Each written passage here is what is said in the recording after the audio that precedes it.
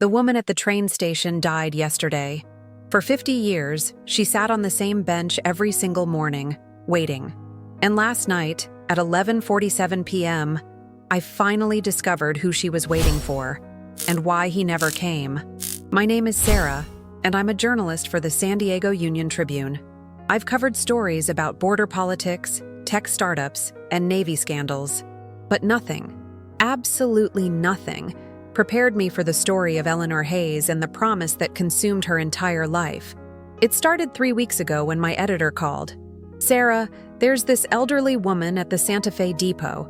Been showing up every day for decades. Security's worried about her. She's 94, frail, still comes rain or shine. Station manager wants to do a feature before she..." He trailed off. Before she dies, he meant. I arrived at Santa Fe Depot on a warm October morning, that particular San Diego sunshine that makes everything feel possible and heartbreaking at the same time. The historic station smelled of eucalyptus from the nearby trees mixed with diesel from the trains and salt air from the bay just blocks away. Travelers rushed past with their roller bags, everyone heading somewhere important, late for something urgent. But Eleanor Hayes wasn't going anywhere. She sat perfectly still on a wooden bench near Platform 2, her weathered hands folded over a small leather purse. She wore a blue cardigan, meticulously clean but decades out of style, and her white hair was pinned back with clips that looked like they were from the 1960s. Her eyes, pale gray and sharp despite her age, were fixed on the arrival board. "Mrs. Hayes?" I approached carefully, my press badge visible. "I'm Sarah Chen from the Union-Tribune. Would you mind if I asked you a few questions?" She looked at me with an expression I couldn't quite read. Not annoyance, not surprise, just a kind of patient weariness. "You're here about the bench," she said. Her voice was soft but clear, like old paper that's been preserved carefully. "Everyone eventually comes to ask about the bench. How long have you been coming here?" I asked, sitting down beside her. 52 years, 3 months, and 16 days. She said it without hesitation, the numbers clearly burned into her memory. Every morning at 9:45 a.m., the 10:15 train from Los Angeles arrives at 10:07. I'm always here 30 minutes early, just in case. Just in case. Those 3 words carried the weight of half a century. "Who are you waiting for?" Eleanor smiled then, and for just a moment, I could see the young woman she must have been. Beautiful, hopeful, alive with possibility. His name is Michael. Michael Porter. We met on September 8, 1971, right here at this station. He was taking the train to Los Angeles for a new job. I was seeing my sister off to Riverside. She pulled a photograph from her purse, protected in a plastic sleeve worn thin from handling. The image showed a young woman, Eleanor, maybe 22 years old, standing next to a tall man with dark hair and kind eyes. They weren't touching, but the way they leaned toward each other suggested gravity, inevitability. The Santa Fe Depot's distinctive Mission Revival architecture was visible behind them. "We had 45 minutes together while we both waited for our trains," Eleanor continued. "We talked about everything. Books, music, dreams we were too afraid to say out loud to anyone else.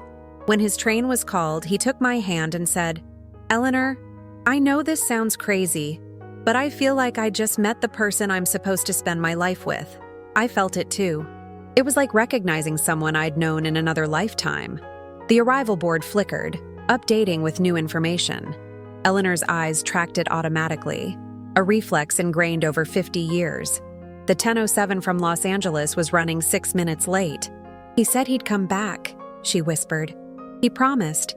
He said, 'Give me 1 year to get established in LA, to save money, to be worthy of you. Then I'll come back on this train, and I'll ask you to marry me. Wait for me, Eleanor. Will you wait for me?' And I said yes. Oh my God. 52 years. She'd been waiting 52 years for a man who promised to return in 1. But he never came back," I said gently. Eleanor's expression didn't change. "Not yet. But he will. Michael Porter keeps his promises. Something must have delayed him. Work, family emergency, something beyond his control. But he'll come. I know he'll come." I felt my heart breaking for this woman who'd built her entire life around 45 minutes in a train station. "Eleanor, have you tried to find him? To reach out?" Of course. Her voice was firm now, defensive. I called every M. Porter in Los Angeles. I wrote letters. I hired a private investigator in 1975. Spent my savings on it. Nothing. It's like he vanished. But that doesn't mean he's not trying to get back.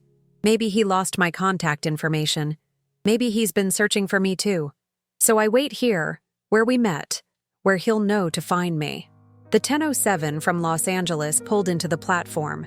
Eleanor stood up, slowly, her joints protesting, and moved closer to the gate. The Pacific breeze carried the scent of the ocean, mixing with the exhaust from idling trains. Passengers disembarked, streaming past her. Business people checking phones. Students with backpacks. A young couple holding hands, laughing about something. None of them were Michael Porter. When the platform emptied, Eleanor returned to her bench. She sat down, smoothed her cardigan, and resumed her vigil as if nothing had happened, as if her heart hadn't just shattered and reformed itself for the 19,000th time. I need to find out what happened to him, I said, more to myself than to her. If Michael Porter exists, if he's alive, if he... I couldn't finish the sentence. Eleanor looked at me with those gray eyes that had watched 52 years of trains come and go. Then find him, dear. Find him and tell him I'm still here. Tell him Eleanor Hayes kept her promise.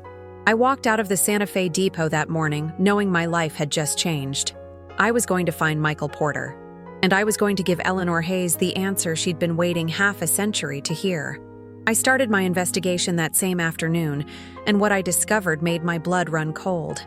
Michael Porter didn't exist. At least, not in the way Eleanor remembered him. I searched every database I had access to: property records, voter registrations, obituaries, social security files. Nothing.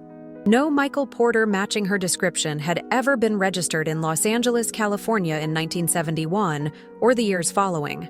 I cross-referenced with San Diego records, thinking maybe he'd stayed here instead. Still nothing. Then I did something that felt intrusive but necessary. I hired the same type of private investigator Eleanor had used in 1975, a man named Derek Lawson, who specialized in finding people who didn't want to be found. "Sarah," Derek called me 3 days later. "I found something, but you're not going to like it." My stomach dropped. What? There was a Michael Porter in San Diego in 1971, age 26, worked as an accountant. But here's the thing. He was married, had been for 3 years. His wife's name was Patricia. They had 2 kids. No, that couldn't be right. "Are you sure it's the same person?" I asked, my voice barely steady. "I found his employment records. He worked for a firm in La Jolla, commuted from Carlsbad. And Sarah..." Derek paused. "He died in 1973. Car accident on the I-5, 2 years after he met Eleanor." I sat at my desk in the Union Tribune offices overlooking the bay, staring at my notes, trying to process what this meant. Michael Porter had been married when he met Eleanor. He'd made her a promise he never intended to keep. And he'd died 2 years later, taking his lies with him. But something didn't sit right. I thought about Eleanor's face when she talked about him, the certainty in her voice, the way she'd spent her entire life savings trying to find him. Would a married man really have that kind of conversation with a stranger at a train station? Would Eleanor, clearly intelligent and intuitive, have fallen for a con? I needed to know more.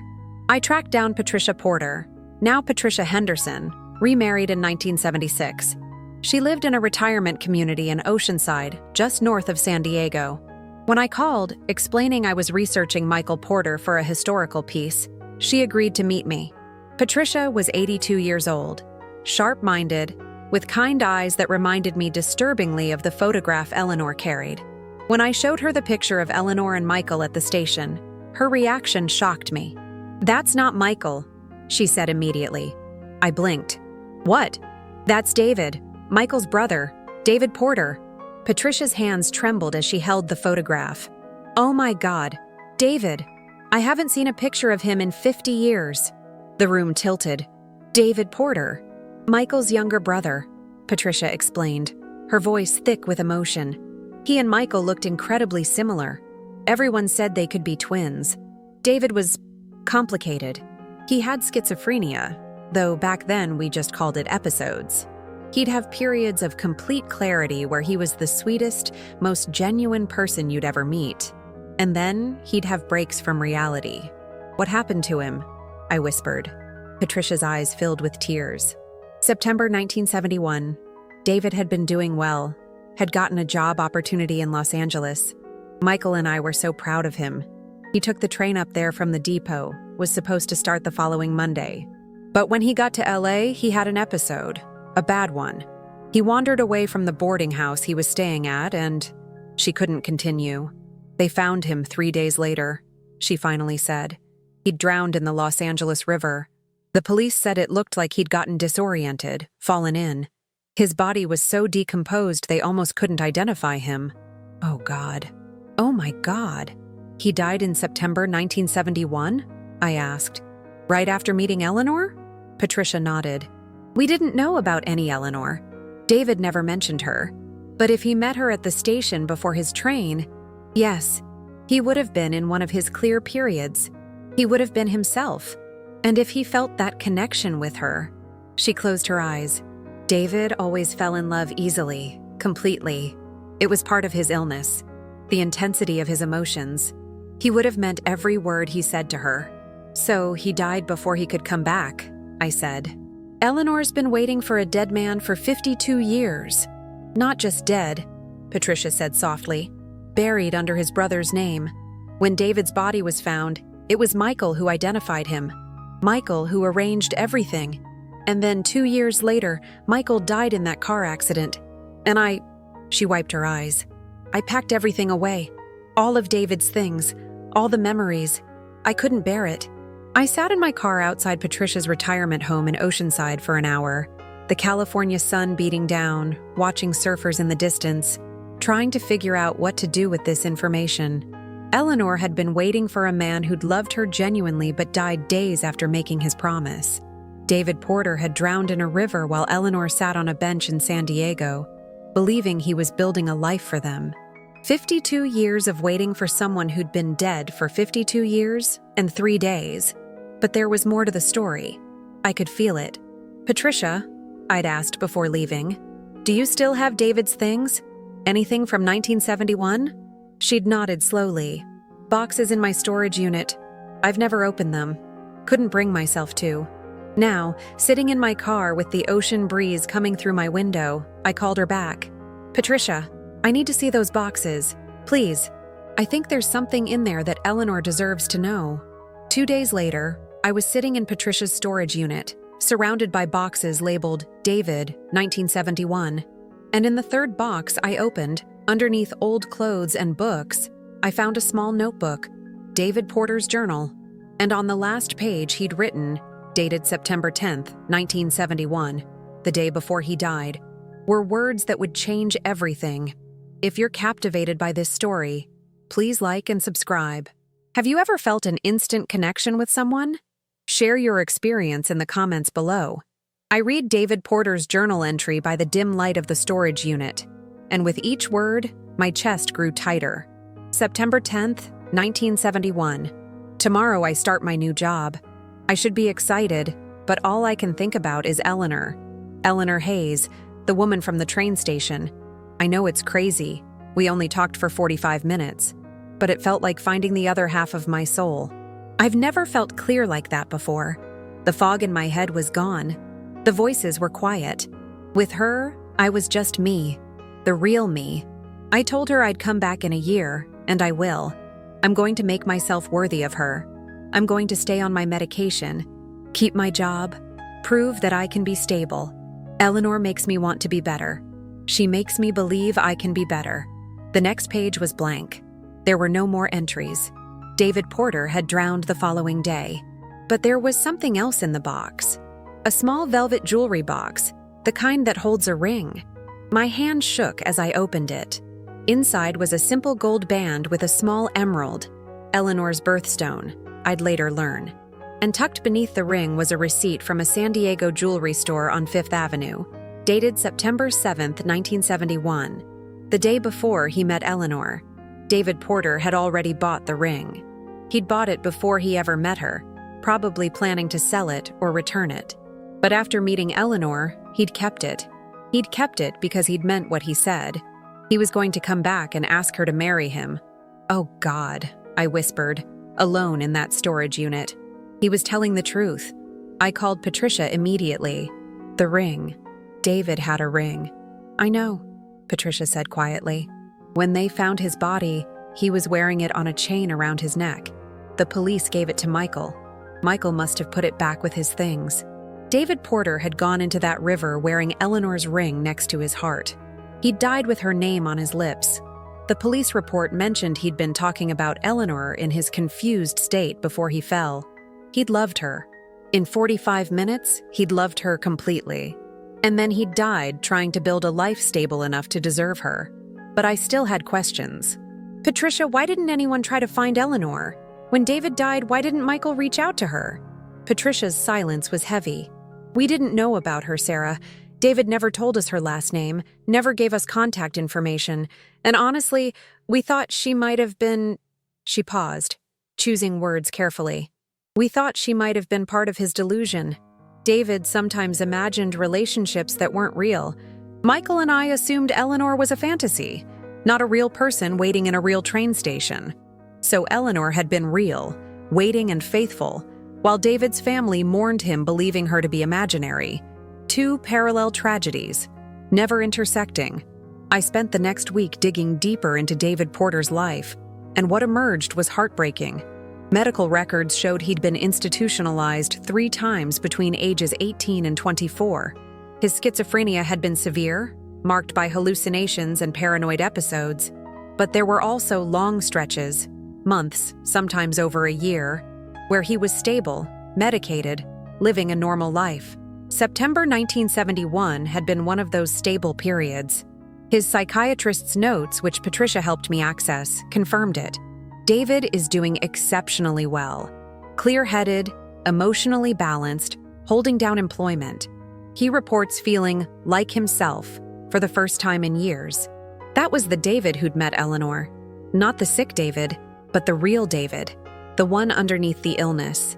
And Eleanor, with her intuition and her open heart, had seen him, had seen through to the good man trapped inside the broken brain. I found more in the journal, earlier entries from August 1971, where David wrote about his fears and hopes. I'm afraid I'll never be normal. I'm afraid I'll spend my whole life fighting my own mind. But today I walked on Pacific Beach and watched the waves, and I thought, maybe that's me. Maybe there's a rhythm holding me to reality, and as long as I follow it, I can be okay. I just need to find someone who'll help me keep that rhythm. Eleanor had been that person. In 45 minutes, she'd been his anchor to reality. I went back to the Santa Fe Depot the following Monday. Eleanor was there, as always, on her bench. The California sun was warm, the smell of salt air mixing with the scent of jasmine from the nearby gardens. The 10:07 from Los Angeles was due in 20 minutes. Mrs. Hayes, I said, sitting beside her, I need to tell you something about Michael. She looked at me with those gray eyes, and I saw fear flicker across her face. The first real emotion I'd seen from her besides patient hope. You found him. His name wasn't Michael, I said gently. It was David. David Porter. And Eleanor. I'm so sorry. He died in September 1971. Just days after he met you. I expected her to cry, to collapse, to rage against 52 years of wasted waiting. Instead, she went very still. How? She whispered. He drowned. In Los Angeles, where he was starting his new job. It was an accident. But Eleanor, I need you to know something. I pulled out the journal and the ring box. He loved you. He meant everything he said, and he died carrying this. I showed her the ring, watched as her trembling fingers touched the emerald. He bought this the day before he met me, she said. It wasn't a question. Yes, and he kept it for you. He was wearing it when he died. Eleanor held the ring up to the light streaming through the depot's windows, and tears finally came. Silent, devastated tears that she'd held back for half a century. I wasn't crazy, she said. I wasn't foolish. He loved me. He really loved me. You weren't crazy, I confirmed. You were right about everything. But Eleanor was shaking her head. No, If he died in 1971, then why? She looked at me with sudden clarity. Why did I see him? My blood went cold. What do you mean you saw him? In 1985, Eleanor said. 14 years after we met. I saw Michael, David, getting on a train. I called out to him, but he didn't turn around. He looked exactly the same. Sarah, if he died in 1971, who did I see in 1985? I spent 3 sleepless nights researching what Eleanor had told me. In 1985, she'd seen someone who looked exactly like David Porter boarding a train at the Santa Fe depot. She'd called out Michael, but he'd disappeared into the crowd. At first, I dismissed it as grief-induced hallucination, but Eleanor was insistent. She'd been clear-headed, sober, certain. She'd even followed the man, but lost him in the crowd.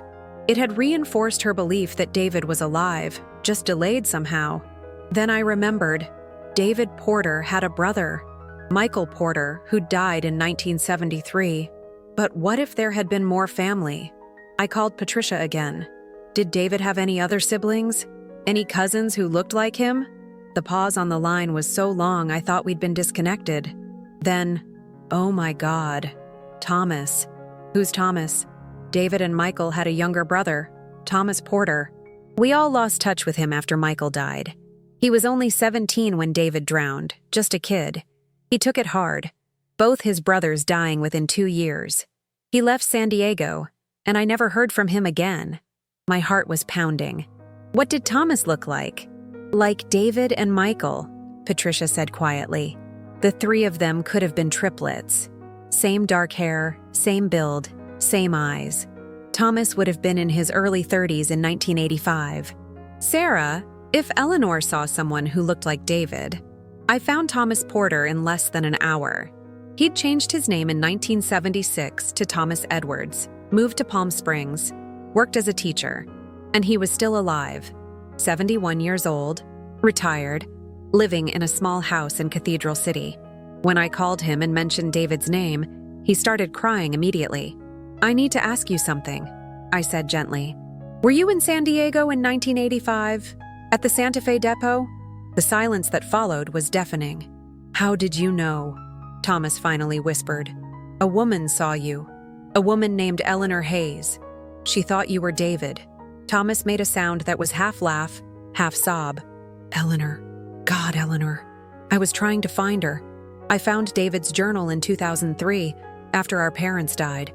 I read about Eleanor, about his promise to her. I tried to find her but couldn't.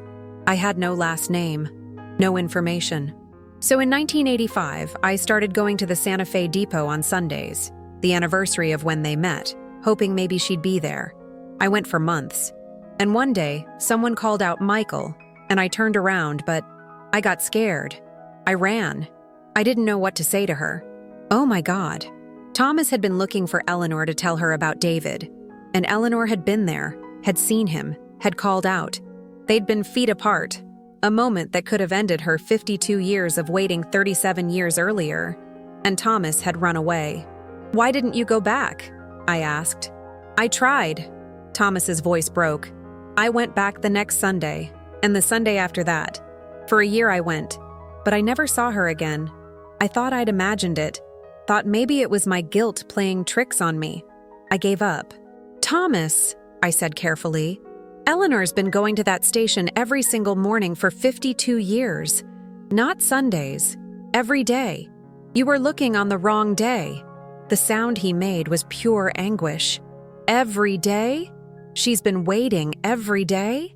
At 9:45 a.m., waiting for the 10:07 from Los Angeles. She's 94 years old now, and she's still there. I have to see her, Thomas said. I have to tell her about David. She needs to know he loved her, that he was trying to come back. She knows, I said.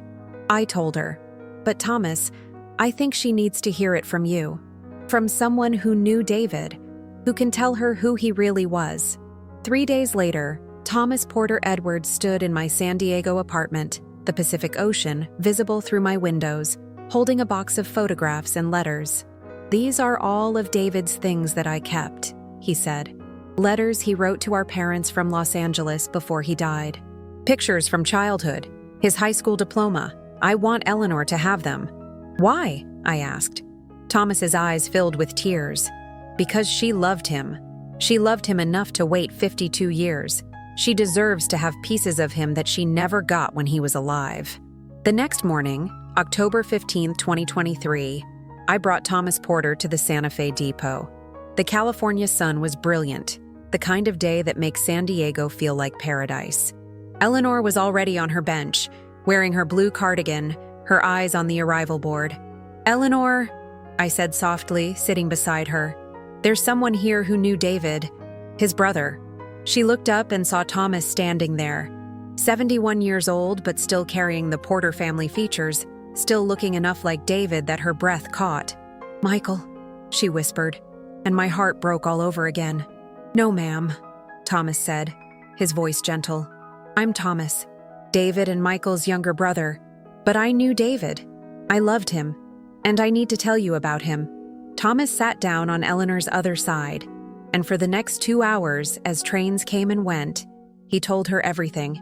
About David's illness, about his struggles, about the clear periods where he was brilliant and kind and funny, about how David had called Thomas the night before he died, excited about his new job, and about a girl named Eleanor who made him feel whole. He was wearing your ring when he died," Thomas said, pulling out a photograph of David from his senior year. "He was thinking of you. You were the last thing on his mind." Eleanor held the photograph, tracing David's face with her fingers. "I would have loved him anyway," she whispered. "Sick or well, I would have loved him. Why didn't anyone tell me?" "We didn't know where you were," Thomas said. "We tried. But Eleanor, you have to understand. David loved you enough that his last lucid thought was about building a life for you. That's how much you mattered." The 10:07 from Los Angeles pulled into Platform 2. Eleanor watched it, and for the first time in 52 years, she didn't stand up. She didn't scan the passengers. She just sat there, holding David's picture and the ring he'd bought for her. "I don't have to wait anymore," she said quietly. "Do I?" "No," I said. "You don't have to wait anymore." Eleanor Hayes stood up from her bench for the last time, and as Thomas helped her walk toward the exit, she looked back once at Platform 2, at the place where she'd met David Porter 52 years ago. "Goodbye, David," she whispered. "I kept my promise. I waited." Eleanor Hayes died 6 weeks later, on November 29, 2023, peacefully in her sleep. She was 94 years old. In her hand, she was holding the emerald ring David Porter had bought for her in 1971. I was with Thomas when we got the call. We'd been meeting weekly, going through David's belongings together, piecing together the brother he'd lost 52 years ago. Thomas had moved temporarily to San Diego, staying in a small Airbnb in North Park, determined to honor both David and Eleanor properly. The funeral was small. Eleanor had no living relatives, few friends. Most of her life had been spent in solitary devotion to a promise. But the people who came mattered. The security guards from the Santa Fe Depot who'd watched her for decades. The barista who'd given her free coffee for 20 years. Commuters who'd seen her on their daily routes and had been moved by her dedication. And Thomas. Thomas sat in the front row, holding the box of David's things that Eleanor had asked to be buried with her. "She said something to me the day before she died," Thomas told me at the reception. She said, "Thomas, tell Sarah that I don't regret it. Tell her that 52 years of waiting for real love is worth more than a lifetime of settling for less. I loved David Porter, and that love made me who I am." We buried Eleanor at Mount Hope Cemetery in San Diego, overlooking the city and the bay where ships came and went, always moving, never staying. Thomas arranged for David's name to be added to the headstone, the name he should have been known by. It read, "Eleanor Hayes, beloved of David Porter." She kept her promise. But the story didn't end there. After Eleanor's death, my article about her went viral. The Woman Who Waited was picked up by national news, shared millions of times. Suddenly, Eleanor's devotion became a symbol, for some of true love, for others, of wasted life. The debate raged online. Was she romantic or delusional? A hero or a cautionary tale? I received thousands of emails. People shared their own stories of lost loves, of promises kept and broken, of the fine line between devotion and obsession. But one email stood out. It was from a woman named Dr. Jennifer Marsh, a psychiatrist specializing in schizophrenia. She wrote, "What struck me about Eleanor's story is that she recognized David's true self beneath his illness. In my work, I've seen how society erases the personhood of people with schizophrenia, reducing them to their symptoms. But Eleanor, in 45 minutes, saw David, really saw him, and she loved what she saw. That's not delusion. That's recognition. Some people spend lifetimes together without ever really seeing each other. Eleanor and David saw each other in less than an hour, and that was enough. That email changed how I understood the story. Eleanor hadn't been crazy. She'd been certain. She'd experienced something rare and real, and she'd refused to let the world convince her it wasn't. Thomas and I established a small memorial at the Santa Fe Depot, a plaque on the bench where Eleanor had waited, where she'd met David. It reads, "In memory of Eleanor Hayes, 1929 to 2023, and David Porter, 1945-1971, who proved that love doesn't need time, it needs truth. In 45 minutes, they found forever." The bench became a pilgrimage site. People come from all over to sit there, to take pictures, to leave flowers and love notes. I've seen first dates happen on that bench, seen proposals, seen elderly couples holding hands and crying for their own lost loves. 6 months after Eleanor died, I received a package from Patricia Henderson, Michael's widow. Inside was a letter and a small object wrapped in tissue paper. The letter read, "Sarah, I found this in Michael's things. He must have kept it after David died. I think it belongs to Eleanor now, wherever she is." Inside the tissue paper was a napkin from the Santa Fe Depot's old cafe, dated September 8, 1971. On it, in David's handwriting, were 2 names, David plus Eleanor. He'd written their names together. In that moment, in those 45 minutes, he'd imagined a future where they existed as a unit, and Eleanor had spent 52 years honoring that imagination, making it real through sheer force of will. I visited Eleanor's grave last week, placed the napkin in a waterproof frame at the base of her headstone. Someone had left fresh flowers, daisies, Eleanor's favorite. Someone else had left a note. "Thank you for showing us what it means to keep a promise." Thomas visits monthly, still carrying guilt that he'd run away that day in 1985, that he'd missed his chance to give Eleanor closure decades earlier. "What if I'd been braver?" he asks me every time. "What if I'd told her then?" But I don't think it would have mattered. Eleanor needed to wait. She needed those 52 years to prove, to herself, to the world, to whatever force governs love and fate, that David Porter had been worth it, that their 45 minutes had been real. In my research, I found countless stories of brief encounters that changed lives. Soldiers who met women on leave and never saw them again. Travelers who shared a train car and felt the earth shift. Most of those stories end with people moving on, finding other loves, building practical lives. But Eleanor chose differently. She chose devotion over practicality. She chose to believe in a 45-minute miracle over 52 years of evidence to the contrary. And maybe that makes her a fool. Or maybe it makes her the bravest person I've ever known. This story reminds us that love isn't measured in years. It's measured in depth, in certainty, in the courage to believe in something the world tells you is impossible. If this moved you, please subscribe for more stories about extraordinary devotion. Share in the comments. What would you wait for? Who would you wait for? And remember, sometimes the greatest love stories are the ones that never got their happy ending, but were loved completely anyway. I still go to the Santa Fe Depot sometimes.